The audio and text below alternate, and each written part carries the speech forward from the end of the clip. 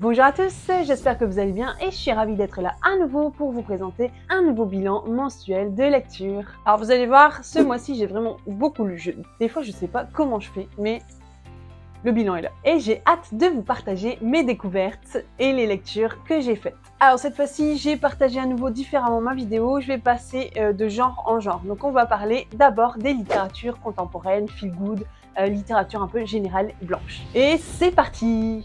Trop hâte de savoir quel livre tu as lu. Premier bouquin dont je vais vous parler, c'est Le tourbillon de la vie de Aurélie Vallogne et publié ici aux éditions Le Livre de Poche. Je trouve que la couverture est vraiment sublime, magnifique.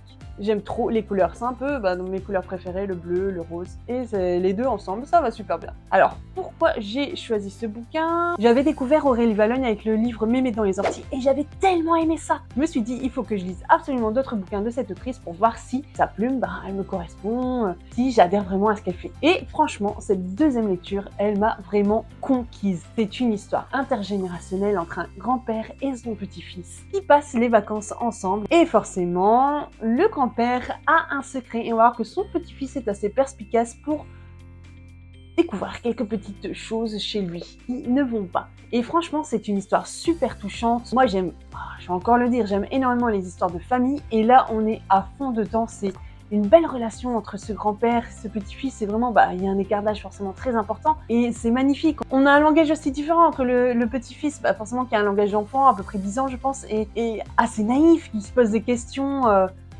qui somme toute sont des questions qu'on se pose quand on est enfant, mais quand on est adulte, on ne parle plus comme ça et c'est vraiment intéressant. Il y a plein de petites de choses qui nous font rire et c'est émouvant, c'est touchant, la plume est fluide, elle est belle, délicate. Bref, c'est un livre à lire, les chapitres sont courts et ça c'est vraiment bien. J'aime énormément finalement quand les chapitres sont courts parce que ça rythme le récit mais vraiment bien en fait et j'ai l'impression que ça donne plus envie de lire encore et encore et encore et en fait on s'arrête pas. Et franchement je le recommande si vous aimez les livres qui parlent de famille, de relations intergénérationnelles, de petits secrets aussi forcément et si vous aimez être touché, ému, ce genre de choses, ça vous fera vraiment du bien. C'est une lecture qui fait du bien. D'ailleurs, un tout petit aparté, parce qu'il ne faut pas que je dise trop, mais j'ai succombé un petit peu. Vous allez voir que j'ai acheté des bouquins d'Aurélie Vallogne encore. Je n'ai pas tout acheté, parce que ça fait quand même beaucoup. Mais bon, dans de prochaines vidéos, vous allez voir que il y en a encore plus. Une histoire d'amitié et d'amour, ça me donne envie de lire. Je vais le noter pour mon prochain week-end de lecture. Deuxième livre que j'ai lu, c'est... Alors, j'ai pas forcément lu dans cet ordre-là, mais c'est le deuxième livre pour ce bilan. Donc, c'est un livre qui s'appelle Cécile, qui a été écrit par Robert Macreze, et c'est un livre que j'ai lu dans le cadre du jury Librinova. Donc, je vous avais dit dans une autre vidéo que vous pouvez aller voir là-bas. J'ai fait une vidéo qui s'appelle Auto-édition, qui parle beaucoup de l'auto-édition et un peu comment ça s'est fait. Où on en est maintenant aujourd'hui dans l'auto-édition parce que ça a beaucoup évolué aussi et c'est super intéressant. Et la deuxième partie, j'ai vraiment axé sur les deux jurys auxquels je participe cette année, donc le jury Librinova et le jury PAI, donc prix des auteurs inconnus, et qui est un jury vraiment pour les auto-édités ou alors les micro-maisons d'édition, surtout pour le PAI. Allez-y si vous ne l'avez pas encore vu. Donc Cécile, c'est un des jurys Librinova, donc j'ai 2 livres par mois à lire et c'est pas moi qui ai choisi. Je lis juste dans la catégorie blanche, la littérature générale, c'est le genre que j'ai choisi. Donc Cécile est une femme où on va voir un peu son évolution sur plusieurs décennies. C'est une fille au départ vraiment très enjouée, elle s'est mariée tôt, vers 20 ans je pense avec son mari, et en fait lui il est parti à la guerre, et pendant ce temps-là forcément elle a continué la vie, mais elle s'est rendue compte qu'elle n'aimait plus forcément son mari quand il est revenu. Donc en fait on va vite voir que cette histoire est centrée sur elle et sur ce que elle veut. C'est une fille qui veut, une femme maintenant qui veut une carrière, qui veut réussir dans la vie, qui veut montrer qu'elle est capable de tout, qu'elle veut faire comme les hommes, et elle a besoin de personne en fait. Et vous allez voir, c'est quand même un roman assez long, qui d'ailleurs pour moi je trouve était un peu trop long, trop de choses détaillées qu'on n'avait pas forcément besoin d'avoir.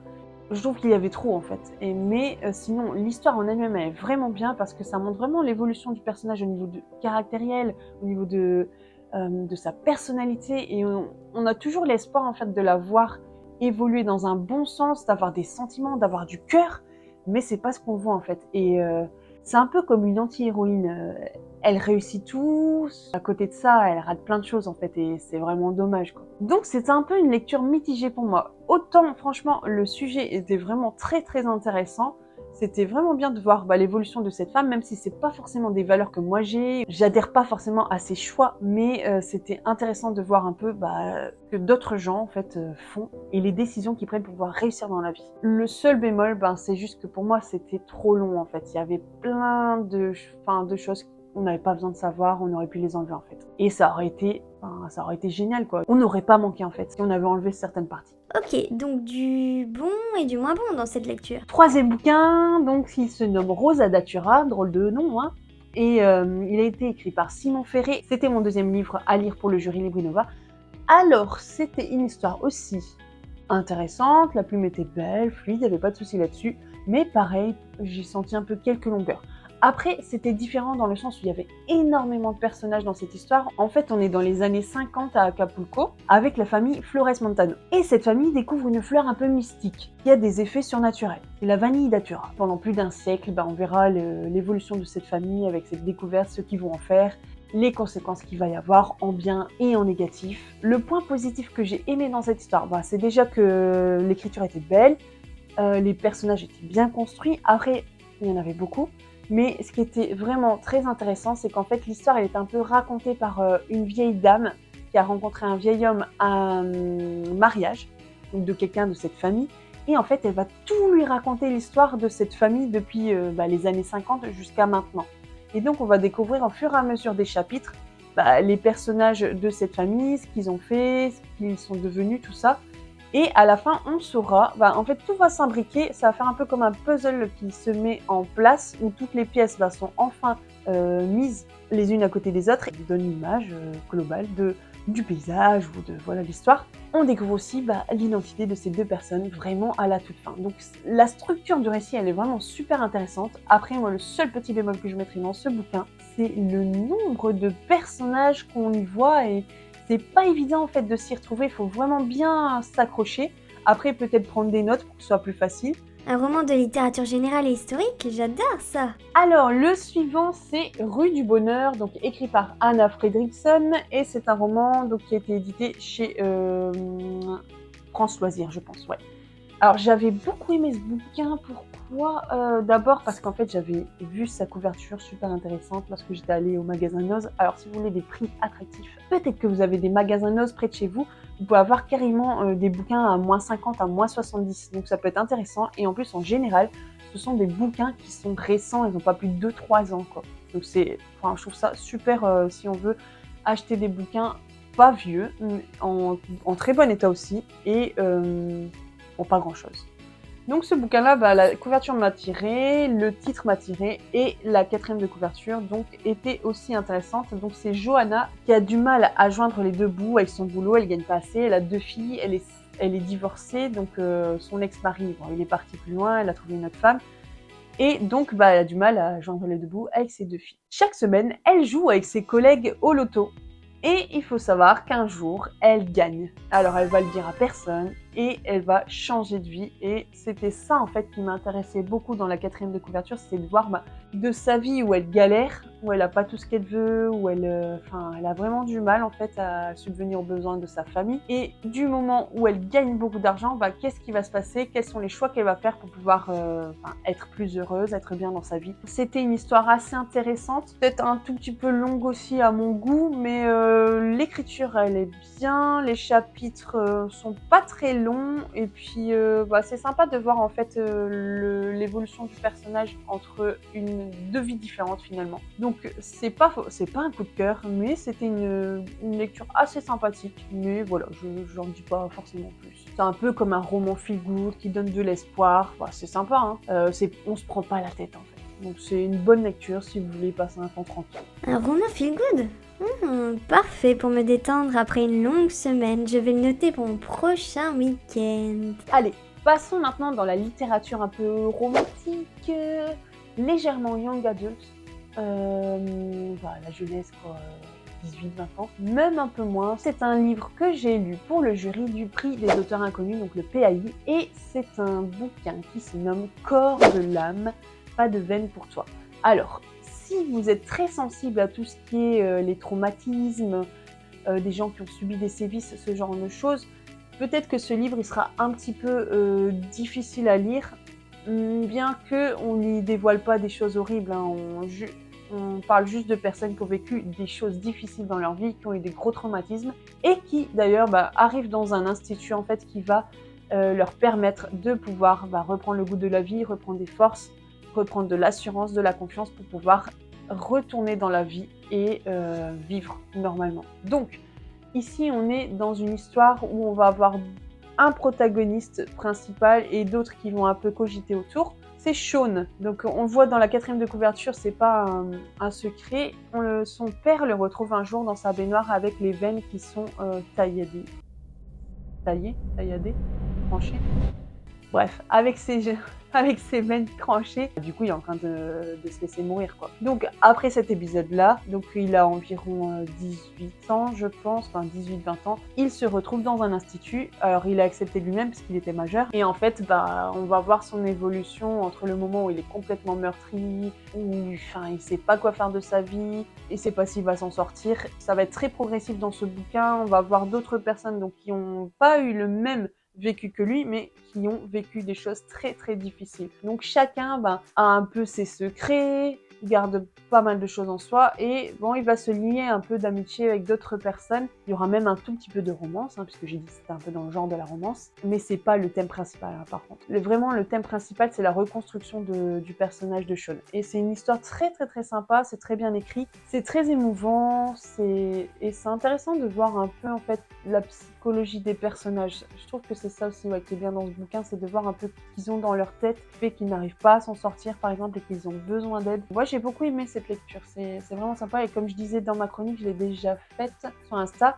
on pourra aller voir. Ce qui est bien je trouve c'est que ça peut être une très bonne lecture pour des jeunes de 16 à 20 ans. Ils pourraient s'identifier à ces personnages de leur âge et voir un peu comment surmonter en fait des traumatismes, comment surmonter des choses qui sont vraiment dures dans la vie. Et aussi c'est vraiment un message d'espoir, même si on a vécu des choses très très très dures, on aura peut-être des conséquences dans nos vies, même plus tard, même si on est guéri, mais parce que ça laisse forcément des cicatrices, ça montre aussi qu'il y a de l'espoir en fait, qu'on peut y arriver et que tout n'est pas ténèbres, tout n'est pas sale, mal, il y a quand même du bon en fait et il y a quand même de la lumière dans la vie. Ah, une belle histoire d'amour, ça me plaît bien.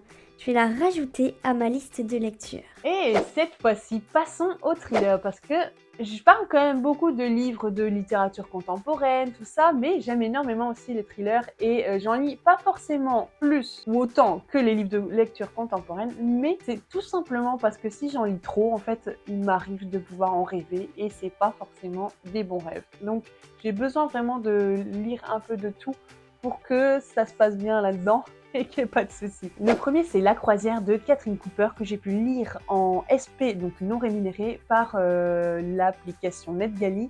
Je vous en ai déjà parlé, où on peut lire des livres très récents qui ne sont pas encore sortis. Et en contrepartie, on fait une chronique. Donc c'est en e-book, forcément. La Croisière, c'est un livre super intéressant. On se tire un peu les cheveux, on réfléchit à plein de choses. Et à chaque fois, à la fin, je suis pas toujours là où l'auteur voulait nous mener. En fait, lors d'une croisière, un meurtre est commis. Et forcément, il y a une enquête qui va être menée. Ce que j'ai beaucoup aimé dans ce bouquin, c'est que, donc forcément, ça va parler de meurtre, il y en aura plusieurs. On va soupçonner plusieurs personnes. C'est un peu, à certains moments du bouquin, dans le paquebot, donc un peu en huis clos, mais il y a quand même des parties du bouquin où ça se passe à une époque différente. Donc le personnage principal, Lola, on va voir sa vie à différentes époques en fait. Du coup, ça permet vraiment d'avoir un aperçu, un point de vue différent sur ce personnage-là et ce qui lui arrive, pourquoi elle est là où elle en est aujourd'hui, pourquoi son caractère, sa personnalité, tout ça est comme ça. Et c'est super pertinent, c'est vraiment bien ficelé. Il y a énormément de suspense, l'intrigue elle est bien ficelée. C'est très addictif. Je sais que je l'ai lu très rapidement et les soupçons que j'avais, c'était pas forcément tout bon, mais j'avais pas tout faux non plus. Donc ça, c'était cool. C'est vraiment un livre à lire. En tout cas, moi, l'autrice a réussi à me tenir en haleine jusqu'à la fin. Un thriller? Oh, j'aime ça.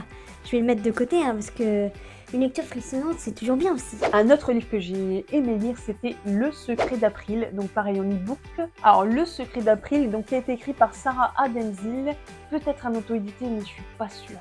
c'était vraiment un bon bouquin aussi, un bon thriller. Alors ici, on est dans une histoire où on a le personnage d'Anna qui est traumatisée par quelque chose, on ne le sait pas au départ, et en fait, elle n'ose pas sortir de chez elle. Elle aura des sortes de crises d'angoisse, et donc elle vit concrètement quasiment tout le temps chez elle, elle travaille de chez elle. Et un jour, il s'avère qu'une famille vient emménager en face de chez elle, donc forcément elle est un peu intriguée, elle voit un peu par la fenêtre, et elle a juste une amie, elle a sa voisine Edith avec qui elle parle un tout petit peu, il y a presque personne dans son monde, quoi. Elle a pas de famille, elle a rien. Le truc, c'est que Anna va se rendre compte qu'il se passe des choses étranges dans la maison d'en face. Elle va même voir, à un moment donné, la fille du couple qui est emménagé en face, donc qui s'appelle April, mettre un message sur sa fenêtre en disant SOS, danger, un truc comme ça. Et là, elle se dit, mais mince, il faut que je fasse quelque chose. Enfin, soit je bouge, soit je fais rien, quoi. Et à partir de là, toute l'histoire va vraiment se décanter. Et puis, on va voir que les apparences peuvent être trompeuses. C'est une intrigue vraiment très bien ficelée, une belle écriture aussi.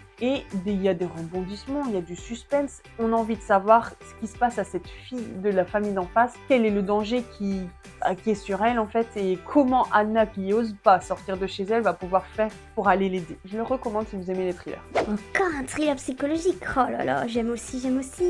Allez, je le mets de côté celui-là. Puis après, j'ai lu le bouquin La famille d'en face de Nicole Trott. Et c'est aussi en e-book, donc sur Kindle. D'ailleurs, j'ai lu tout de suite après un autre bouquin d'elle aussi, parce que j'avais bien aimé. Alors La famille d'en face, c'est vraiment, j'allais dire une belle histoire, mais non, pas vraiment. Une histoire super intéressante aussi et qui fait un peu froid dans le dos. En gros, on est dans une banlieue d'Australie. Une famille emménage dans une des maisons de cette banlieue où tout le monde aimerait bien vivre parce que c'est des belles maisons, c'est un quartier calme, tranquille. Et la voisine, c'est un peu la commère c'est tout en fait. Et puis un jour, elle se rend compte que la mère des enfants, donc d'à côté, cette nouvelle famille, n'est pas allée déposer les enfants à l'école. Donc elle se pose des questions, elle se dit tiens, c'est bizarre, les volets sont encore baissés, c'est pas normal, il y a quelque chose qui se passe. Et à partir de là, donc avec la voisine qui commence à s'inquiéter, un livreur qui vient aussi à la maison et qui sonne pour pouvoir livrer un ordinateur, la femme de cette maison qui dit à travers la porte qu'elle ne peut pas ouvrir, on ne sait pas trop pourquoi, donc le livreur se pose également des questions. Et donc on se dit tiens, il y a vraiment un truc louche qui se passe dans cette maison, mais on ne sait pas quoi. Après, petit à petit que l'histoire elle se déroule, on pense que c'est peut-être le mari, il y a un problème entre le mari et la femme, mais on n'en sait pas plus que ça. Et en fait, avec toutes les petites choses qui s'immiscent dans l'histoire, donc le point de vue du livreur, le point de vue de la voisine, bref, avec toutes ces petites choses, en fait, on émet plein d'hypothèses, mais comme on a plein d'éléments qui nous manquent, en fait, l'auteur elle nous met des pièges, en fait, elle nous fait aller dans des endroits où, c'est même pas là qu'il faut aller, quoi. Et c'est vraiment super intéressant parce que, pareil que dans un des bouquins dont j'ai parlé, il y a vraiment l'intrigue qui se pose au fur et à mesure, il faut vraiment lire et bien capter tous les détails pour voir toutes les pièces manquantes qui commencent à se mettre ensemble. De toute façon, c'est vers la fin qu'on comprend un peu tout ce qui se passe, mais franchement, dans ce bouquin-là, j'ai été beaucoup plus surprise que celui que j'ai parlé juste avant, avec Le secret d'April. Là, ouais, j'ai été beaucoup plus surprise et choquée de certaines choses. C'était vraiment bien fait. Ouais, le suspense était bien gardé, quoi, jusqu'au bout. C'était un très bon bouquin, moi je le recommande encore si vous aimez les thrillers. Ce thriller a l'air quand même assez intriguant, hein. Après, je l'ai mis dans cette catégorie-là, mais c'est pas un roman, c'est plutôt une sorte de témoignage. Et là, on parle en fait d'un bouquin donc, que j'ai eu aussi en SP par la plateforme NetGalley. Donc, c'est un roman qui s'appelle Derrière l'écran, qui a été écrit par Véronique Béchu. Ça a été publié aux éditions Stock. Alors, quand j'ai vu ça sur la plateforme NetGalley, la couverture, elle paye pas de mine, mais c'est le titre en fait qui m'a accroché. Derrière l'écran, combattre l'explosion de la pédocriminalité en ligne. Une policière lance l'alerte. Et en fait ici, Véronique Béchu, c'est une policière, une vraie policière qui fait vraiment ce boulot-là dans la vie actuelle. Elle travaille dans des services où ils combattent la pédocriminalité. Donc tout son bouquin en fait est à ce sujet-là. Donc si vous êtes très sensible, vaut mieux pas lire parce qu'elle raconte des choses qui sont vraiment quand même très difficiles à lire. C'est vraiment des choses réelles, c'est pas de la fiction, c'est pas du roman là, on est vraiment dans du récit de vie en fait, limite du témoignage. Et c'est super intéressant parce que en fait elle donne beaucoup de chiffres, je les ai pas notés, c'est dommage, mais en gros elle dit de toute façon au plus on avance dans la vie, là les dernières années, c'est en constante évolution en fait la pédocriminalité, il y en a de plus en plus et le pire c'est que ces personnes qui font ça, elles s'attaquent de plus en plus à des enfants de plus en plus jeunes, jusqu'à des bébés de quelques mois à peine. Donc ça fait vraiment peur, ça fait froid dans le dos. J'ai beaucoup aimé lire ça parce qu'en fait ça nous permet de voir un peu ce qui se passe autour de nous et de comprendre certaines choses. Je sais pas ce que j'en ferai. Enfin, je pense que c'est bien d'avoir un œil ouvert sur notre monde actuel et de voir aussi que tout n'est pas beau et c'est important de combattre ces choses-là en fait. Et surtout, je trouve que ça permet aussi à nous qui ne travaillons pas dans ce domaine-là de pouvoir se dire ah ouais quand même ils vivent des choses complètement difficiles ces policiers dans ces services-là et enfin ça doit pas être facile comme boulot et c'est bien aussi de les soutenir, de les encourager dans ce qu'ils font. Waouh, ça doit être un livre vraiment poignant, mais aussi nécessaire. Faut absolument le lire, je pense. Et en parler autour de soi, c'est important, tout ce qui est prévention, sensibilisation. Et puis là, on parle quand même des petits, des enfants. Ils savent pas tout, quoi. Donc il faut vraiment que nous, on soit à la hauteur par rapport à tout ça. Un livre que je ne sais pas dans quelle catégorie le mettre. Bon, horreur, fantastique, je ne sais pas. Bref, j'ai enfin terminé la saga Blackwater, donc le tome 6. Donc, qui s'intitule La pluie. Alors comme je disais, les couvertures elles sont sublimes, ça n'a pas changé. Il y a plein de petits détails dessus qui nous montrent un peu des petites choses sur l'histoire en fait, sur l'intrigue de l'histoire. Et ce tome 6, je l'ai pas mal aimé parce que, oui, on a pas mal de réponses par rapport à des choses qu'on a vues ou senties dans les 5 précédents tomes. Après, je sais qu'il y a des gens qui n'ont pas été contents parce qu'on n'a pas les réponses à toutes les questions. Ça, c'est clair qu'à la fin, il y a des personnages sur lesquels on se dit on aurait aimé en savoir plus. En tout cas, par exemple, sur le personnage principal, sur Elinor, on ne sait pas tout. Et c'est bien dommage parce qu'on sait qu'il n'y aura pas de suite. Donc, ce que je peux dire en tout cas de cette saga, c'est qu'elle a été très addictive dans le sens où dès que j'ai commencé le premier tome, même si l'ambiance était assez étrange et que c'était pas un genre que j'ai l'habitude de lire, je le dis encore, les personnages, je me suis quand même un peu attachée à cette famille en fait qui a évolué, on la voit aussi évoluer sur plusieurs décennies et j'avais envie de savoir à chaque fois c'était quoi ces phénomènes étranges, surréalistes qui arrivaient parce que oui, il y a des choses qui s'expliquent pas, donc c'était très bizarre à certains moments. Je me suis pas ennuyée, en tout cas, c'est passé très vite. Bon, ils sont pas très longs en même temps, il faut même pas 300 pages. Mais franchement, c'est une saga, si vous aimez un peu les choses un peu étranges, avec une atmosphère... Alors, c'est pas lugubre, pour moi, c'est pas horrifique. Des fois, il y a des choses vraiment à la limite, mais j'aime pas du tout l'horreur. Et là, c'est bien passé. Comme je le recommande, c'était une très bonne saga qui s'est très bien lue. Et en plus, ces couvertures, je le dis encore, elles sont trop belles. Blackwater, t'as enfin terminé la saga, bravo! Allez, si on est plutôt dans le young adult, donc une fois de temps en temps, j'en lis aussi. Et c'est un livre que j'ai vu énormément passer sur les réseaux sociaux, mais je vous dis pas combien de fois. Encore maintenant, peut-être un petit peu moins, je pense que la hype commence à passer. Mais c'est un livre vraiment qui m'a intriguée. Je me suis dit, mais pourquoi ce livre, on en parle autant? 1000 baisers pour un garçon de Tilly Cole. Alors je sais pas, peut-être que vous en avez entendu parler, je suis quasi sûre. Donc je l'ai lu. Il était vraiment pas long à lire. Je l'ai peut-être lu en une journée, facile, peut-être 2 parce que j'avais pas le temps dans la même journée, mais il se lit très vite. Et oui, c'est un livre qui est très addictif avec une histoire très émouvante. Si vous êtes un peu sensible, pour vous dire, j'ai commencé à pleurer à la page 25 et presque jusqu'à la fin parce que c'est pas un livre, c'est pas un feel good, c'est un peu un drame en fait, donc avec de la romance. Et la plume de l'auteur elle est vraiment magnifique, c'est très simple mais elle fait passer en fait les émotions d'une manière très je sais pas comment dire en fait, mais bon, dans tous les cas j'étais vraiment touchée par cette histoire. Ça m'a vraiment émue. Donc ça parle en fait de Poppy et Rune qui sont amoureux depuis leur plus tendre enfance. Ils se sont rencontrés, ils avaient 4-5 ans et puis ils étaient voisins. Ils sont restés des années à habiter l'un à côté de l'autre. Rien ni personne ne pouvait les séparer, mais jusqu'au moment où Rune a dû déménager pendant 1 an ou 2 je pense. Et ils s'étaient promis de garder contact, mais au bout d'un moment, Poppy a arrêté et on ne sait pas pourquoi. Autant Rune que Poppy a le cœur brisé et c'est très difficile pour eux cette période où il n'y a plus de contact entre les deux. Ce qu'il faut savoir, c'est que Poppy, elle a un secret vraiment lourd à porter et elle ne voulait pas en parler à Rune. Alors, est-ce que tout ça va les aider à se retrouver ou au contraire les séparer encore plus ? Et franchement, comme je vous dis, ça a été très émouvant, une belle histoire. Si vous êtes trop sensible, vous voulez pas pleurer, passez votre chemin. Oh, 1000 baisers pour un garçon, on en a tellement entendu parler, c'est vrai, ouais. Ça a l'air très très très émouvant, hein, vu ce que t'as dit. Et si on passait en littérature jeunesse avec un livre que j'ai énormément aimé, c'est vraiment, enfin je pense que c'est un coup de cœur pour moi, c'est un roman jeunesse qui peut se lire vraiment par les ados, même par les young adultes et même les adultes comme moi, parce que moi je l'ai énormément aimé. La plume de l'autrice, elle est magnifique. On a ici l'histoire de deux personnes, alors c'est encore une histoire intergénérationnelle avec une vieille dame qui a quasi 70 ans je pense, et un jeune de environ 18-20 ans. Donc ils se retrouvent dans une maison de rééducation parce que l'un et l'autre ont eu des problèmes de santé et ils ont besoin d'être rééduqués sur leurs problèmes à chacun. Alors il faut savoir ici qu'on est dans une histoire où on a Noé qui était un fervent patineur qui voulait devenir un patineur professionnel et qui a subi un accident, donc il arrive à Ciel et Océan, donc dans ce centre de rééducation. Et on a aussi donc Amy, cette vieille dame qui arrive après un autre accident. Ils vont se voir,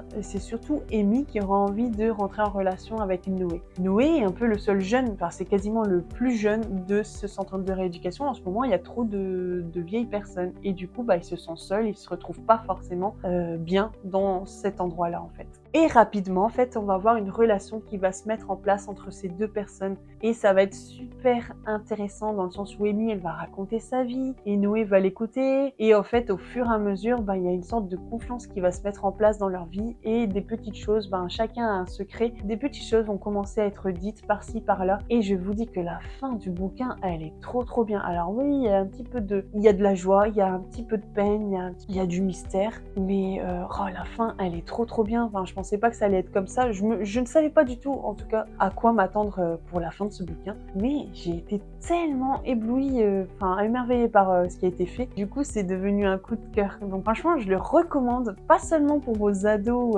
ou les petits jeunes, mais même pour des adultes.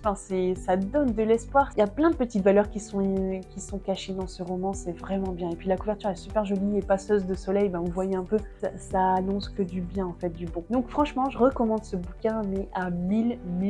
Il vient de sortir il n'y a pas longtemps là, et aux éditions Scrinéo, donc ça s'appelle Passeuse de soleil, ça a été écrit par Claire Mazard. Je ne connais pas du tout, mais en tout cas, ce que je peux dire, c'est que l'écriture est belle, l'autrice m'a vraiment emportée avec elle dans son histoire. Une lecture jeunesse, ouais, c'est parfait ça pour les petits cousins, les amis, je vais leur en parler. Là, cette fois-ci, je vais vous parler d'une BD qui s'appelle Le Réseau Papillon et le tome 1, Aux arbres citoyens. Ici, on est un peu dans une histoire qui se passe forcément au niveau de la Seconde Guerre mondiale et on a un petit groupe de jeunes, des jeunes ados qui ont un peu leur résistance à eux. En fait, ils vont essayer par leurs propres moyens, ils ont à leur propre âge aussi, de pouvoir déjouer un peu les plans des Allemands. Et j'ai vraiment beaucoup aimé cette histoire parce que déjà les illustrations sont très belles, le texte est très bien écrit, simple à suivre et c'est beau de voir en fait des jeunes qui se battent pour leur pays, qui veulent aussi mettre un peu leur grain de sel et essayer de faire en sorte que cette guerre elle puisse se terminer au plus vite en fait. Et ça m'a fait du bien, ça se lit très vite. Et franchement, je le recommande aussi pour les petits jeunes, les ados, parce que ça leur montre aussi un peu ce qui est arrivé pendant la Seconde Guerre mondiale. Et ça les aidera aussi à comprendre certaines choses d'une manière un peu différente qu'un bouquin scolaire. Ça donne toujours plus envie, je pense, en tout cas moi, à mon sens. Je trouve que ça parle mieux et en plus avec des images, donc c'est top. Ça a été écrit par Dumanche et c'est aux éditions Jungle. Donc j'ai dit tome 1, il y a plusieurs tomes. Je ne sais pas combien, j'ai pas été vérifiée, mais il y en a plusieurs.